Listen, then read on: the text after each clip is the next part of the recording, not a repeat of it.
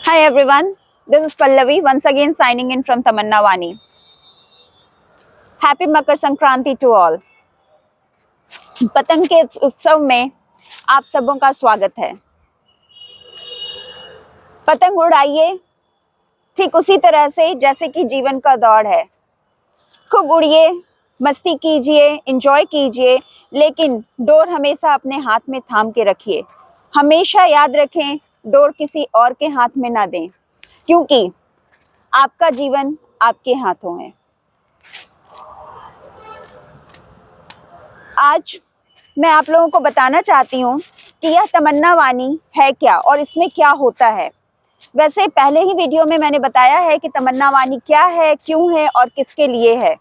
तमन्ना वाणी आपकी तमन्नाओं को वाणी देता है, आपकी छुपी हुई तमन्नाओं को, आपकी छिपी हुई इच्छाओं को, जिसे आप कभी किसी के सामने बोल नहीं पाते, आप उन्हें वाणी दे सकती हैं हमारे साथ। यह एक जेंडर समावेशी चैनल है और हमारा सिर्फ तमन्ना वाणी चैनल ही नहीं है, यह एक ऑनलाइन प्लेटफॉर्म है जिसके द्वारा हम लोग ऑनलाइन ट्यूशन का भी काम करते हैं। हमारे अलग अलग टीचर्स बच्चों को अलग अलग विषय ना सिर्फ पढ़ाते हैं, बल्कि बच्चों की ज़रूरतों के अनुसार पढ़ाते हैं।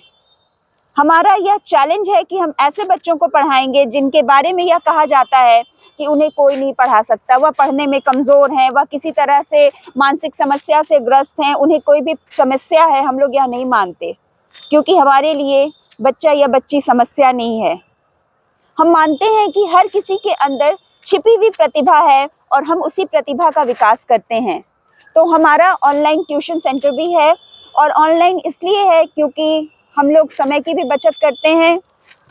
ट्यूशन्स जाना आना मुश्किल होता है, पहुंचाना होता है, लाना होता है, और यह ट्यूशन हम लोग घर बैठे करवाते हैं।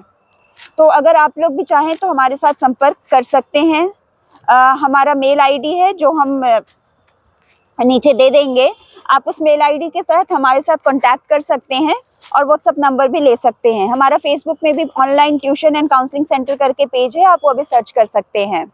साथ ही साथ www.tamannavani.com हमारा चैनल है, वेबसाइट है, आप उसे भी विजिट कर सकते हैं। इसके साथ ही हम लोग काउंसलिंग भी कराते हैं। काउंसलिंग के द्वारा हम समस्याओं को सुलझाते हैं, और हमारे काउंसलिंग का पहला चरण होता है सुनना। हम सबसे पहले चरण में बातों को सुनते हैं।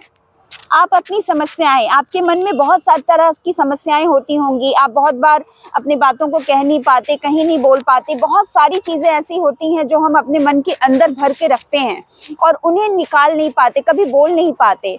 तो हमारा यह मानना है कि काउंसलिंग का पहला चरण है सुनना। हमें कभी कभी ऐसा लगता है कि अरे यार, हमारी बात सुन तो लो, क्यों भाषण दे रहे हो। तो हम सबसे पहले चरण में समस्याओं को सुनते हैं। आप उनसे बात कर सकते हैं किसी भी समय, कभी भी। तो यह तमन्ना वाणी हमारा जो मकसद है इस तमन्ना वाणी को शुरू करने का, वह यही है कि इसके तहत हम ऐसे लोगों तक पहुंच बना पाएं जो अपने आप को एक्सप्रेस नहीं कर पाते किसी भी कारण से। हम ऐसे बच्चों को पढ़ाएं जो अपनी समस्याओं को खुल के बोल नहीं पाते। अभी हमारे साथ बहुत सारे ऐसे बच्चे बच्चियां जुड़े हैं जिन्होंने जो बहुत अच्छा कर रहे हैं अब अपनी लाइफ में, और क्योंकि वो अपनी जो कुंठाएं हैं, जो कुंठा हमारे अंदर होती है ना, उससे वो मुक्त हो चुके हैं। अब उनके अंदर वो कुंठा नहीं है, वो खुल के बात कर पाती हैं, वो बता पाती हैं कि उनकी समस्याएं क्या हैं, कहाँ पर उन्हें परेशानी हो रही है। क्योंकि यही तो हमारी सबसे बड़ी समस्या है, चुप रहना। ये जो चुप रहना है ना, यह हमें बचपन से सिखा दिया जाता है। जैसे मान लीजिए कि घर पे कभी अगर आपको किसी ने डांट दिया, या स्कूल में कभी किसी ने डांट दिया, किसी तरह की सजा दे दी, तो यह बहुत नॉर्मल सी चीज़ है। लेकिन होता क्या है, हमें बोला जाता है चुप रहो, किसी को बताना नहीं, किसी को पता चल जाएगा तो, कुछ भी चीज़ अगर पता चल जाएगा तो। बहुत बार घर पे घरेलू हिंसा जो होती है, बहुत बार यौन उत्पीड़न जैसी चीज़ भी होती है। बहुत इतनी इतना हीनियस क्राइम होता है घर पे, घर के लोग ही, घर के सदस्य बहुत बार यौन उत्पीड़न करते हैं।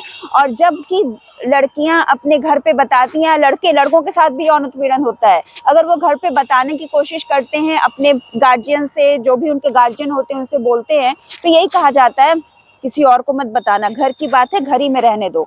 यानी घर की बात घर में रखो, स्कूल की बात स्कूल में रखो, समाज की बात समाज में रखो, दोस्तों के बीच लड़ाई हो गई तो दोस्तों के बीच रखो। होता क्या है, धीरे धीरे हमें चुप रहने की आदत पड़ जाती है।